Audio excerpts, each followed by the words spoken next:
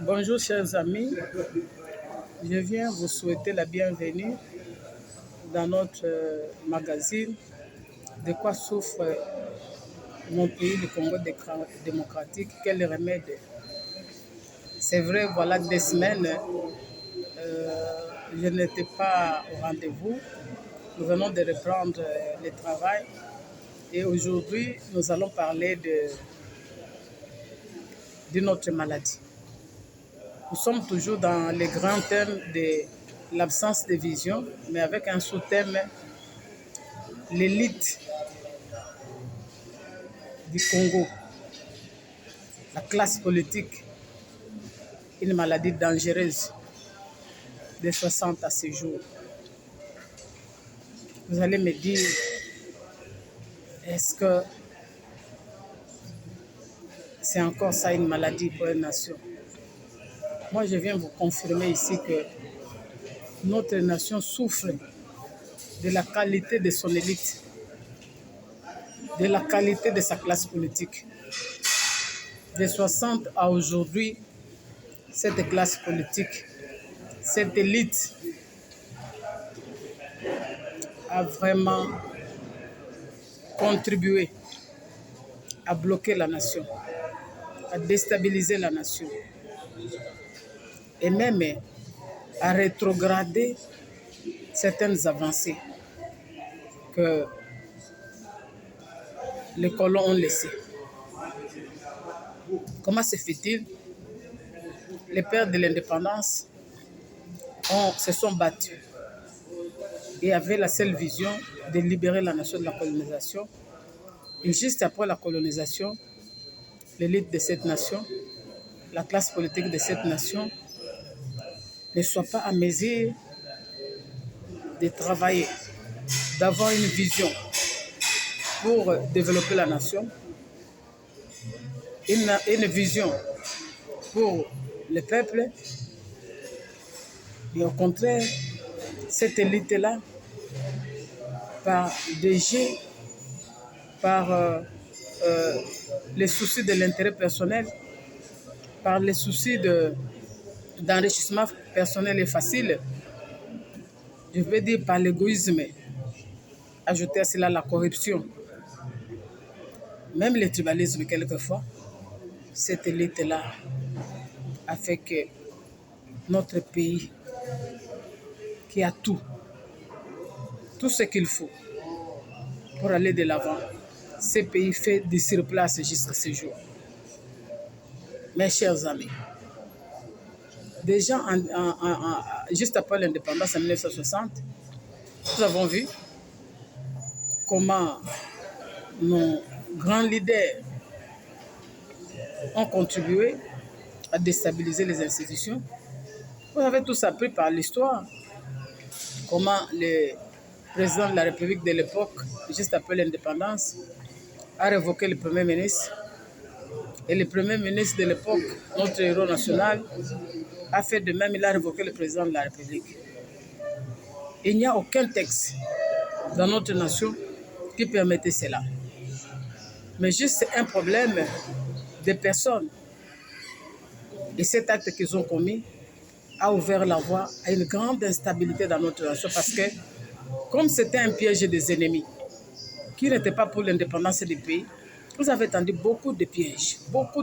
Et ils ont profité de cela pour mener un combat de soumission encore de notre nation au dictat extérieur.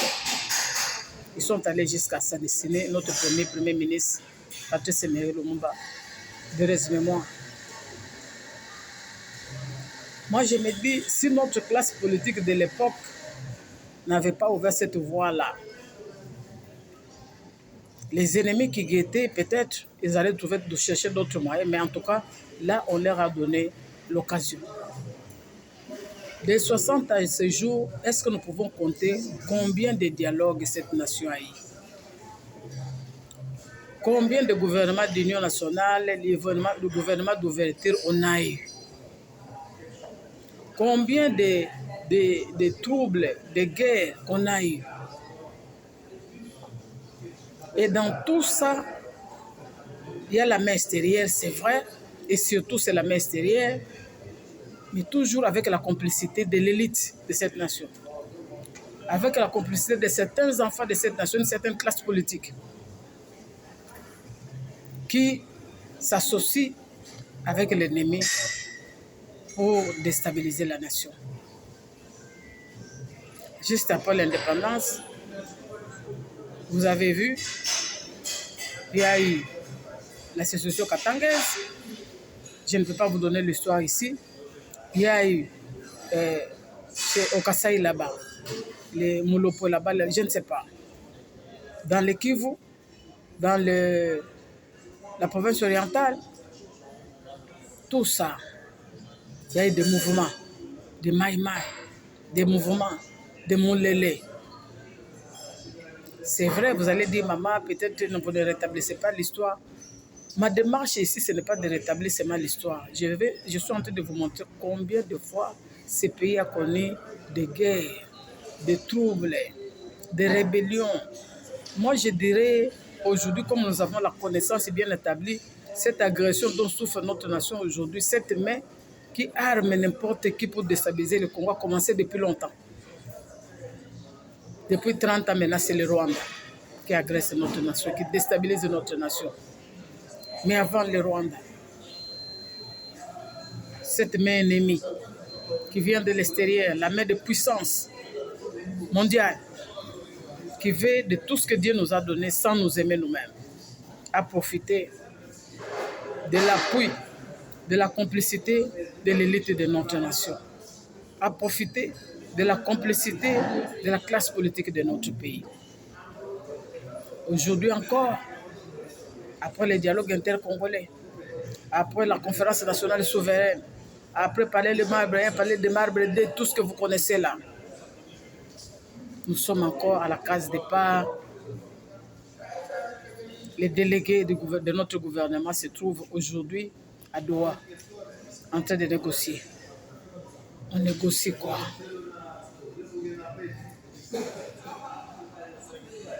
Toujours chercher à affaiblir notre nation.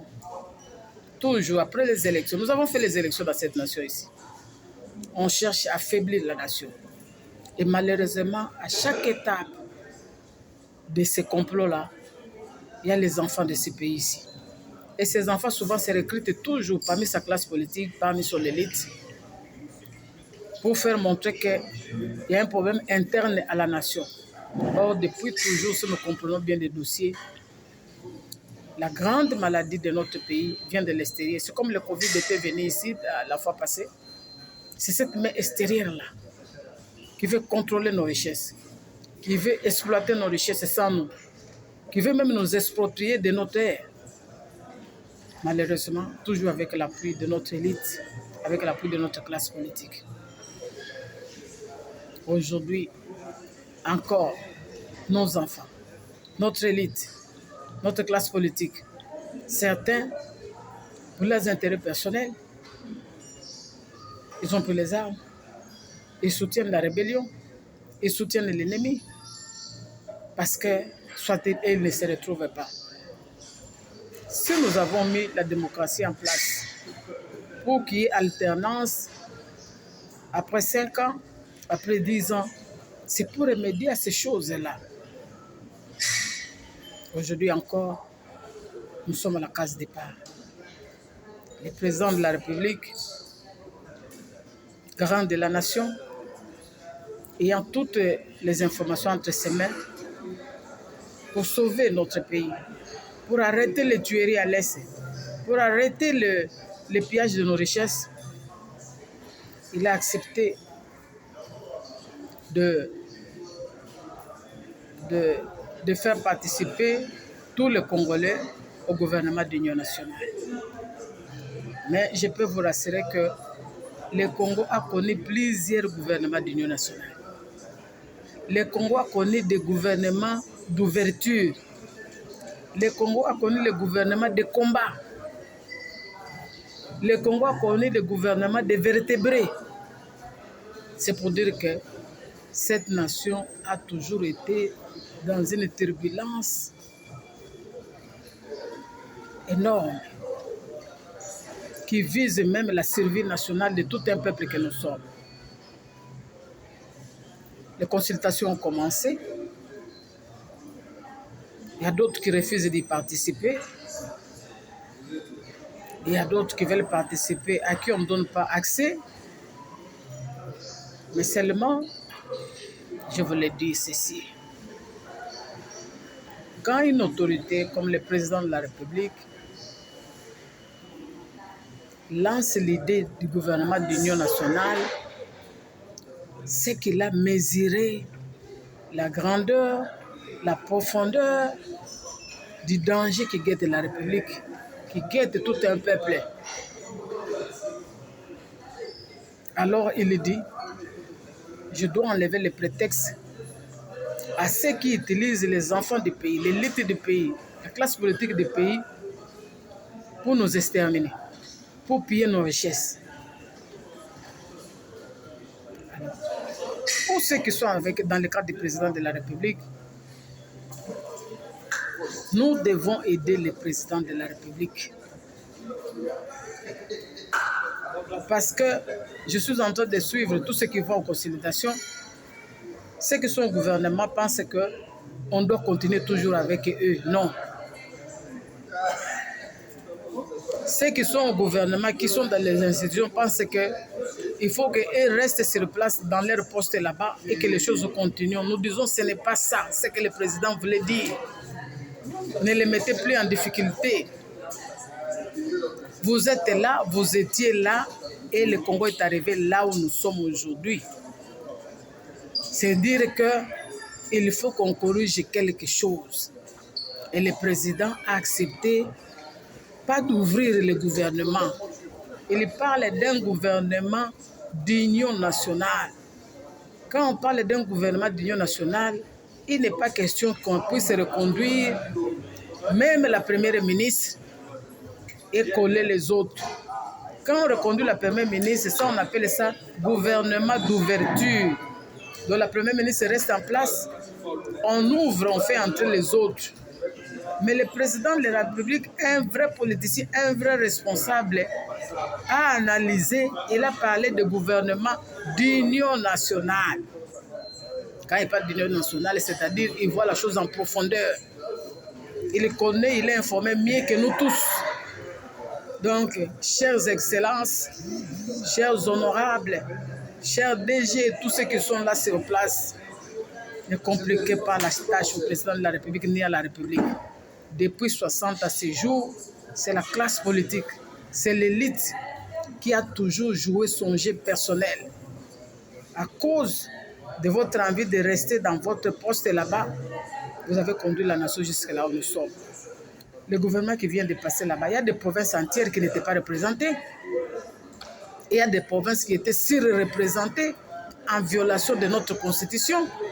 Et quand le président de la République avait promis de corriger pour certaines provinces, notamment le Maniema, on a vu comment il y a eu des gymnastiques et on n'a pas pu faire ça. Vous voulez encore, avec le gouvernement d'union nationale, mettre le président en difficulté? Parce que je vois les gens qui viennent, nous voulons que quand nous quittons, que tel reste, que tel... Ça ne vous regarde pas. La nation est en difficulté. Le pays est en guerre. Le pays est agressé. Une partie du territoire est occupée. On est en train de piller nos richesses. Nos compatriotes sont sous l'esclavage là des ennemis à l'Est. Et vous voulez encore, vous allez en consultation pour dire non, nous préférons rester là-bas. Nous préférons qu'on garde Madame la Première ministre. Nous préférons. Vous n'avez plus de préférence. Notre préférence, c'est sauver notre nation. Notre préférence, c'est sauver notre peuple. Notre préférence, c'est sauver notre président de la République. Parce qu'il est le symbole de la nation. Celui qui mène le combat aujourd'hui. Si tous nous devons être exclus pour que le président puisse choisir de nouvelles personnes et aller avec, nous devons accepter. Parce que tous nous devons renforcer le président de la République dans ce qu'il est en train de faire pour qu'il continue le combat qu'il mène pour la nation. Donc, chères excellences, chers honorables et tous les restes qui sont dans les institutions, souffrent un peu. Laissons au président les mains libres de ce qu'il veut faire là-bas. Personne n'est indispensable quelque part. Ce sont seulement les intérêts personnels qui font que vous ne voulez pas céder. Nous avons connu les mêmes problèmes. On cesse de vous dire ici que les gens sont mal payés, Il a fallu que Goma tombe pour que vous acceptiez de réduire vos avantages au profit de nos forces de sécurité et de défense. Le président vous l'a demandé depuis longtemps dans des conseils des ministres et vous dit on doit réduire le train de vie des institutions. Vous n'avez pas accompagné le président à ce sujet-là. Chacun, vous avez préféré garder vos privilèges dans les institutions. Et quand vous avez vu que on vous dit que nos forces de sécurité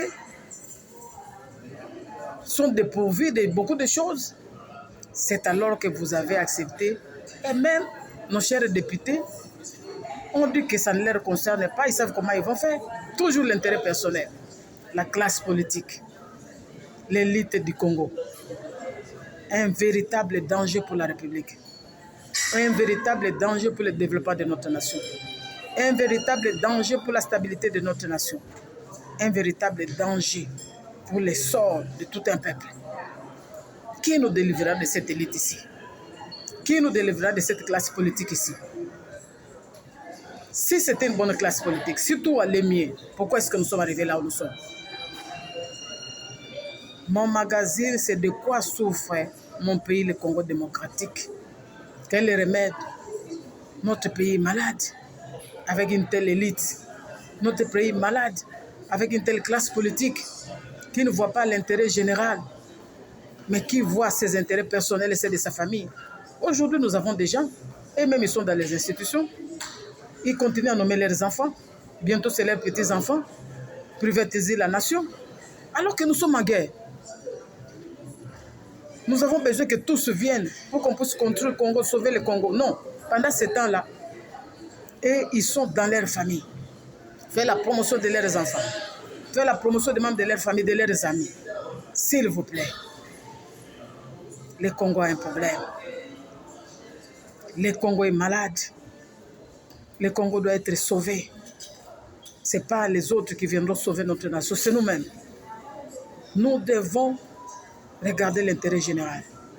Et pour l'intérêt général, ceux qui sont dans le gouvernement, sachez que quand on parle du gouvernement d'union nationale, c'est dire que votre gouvernement n'a plus de place.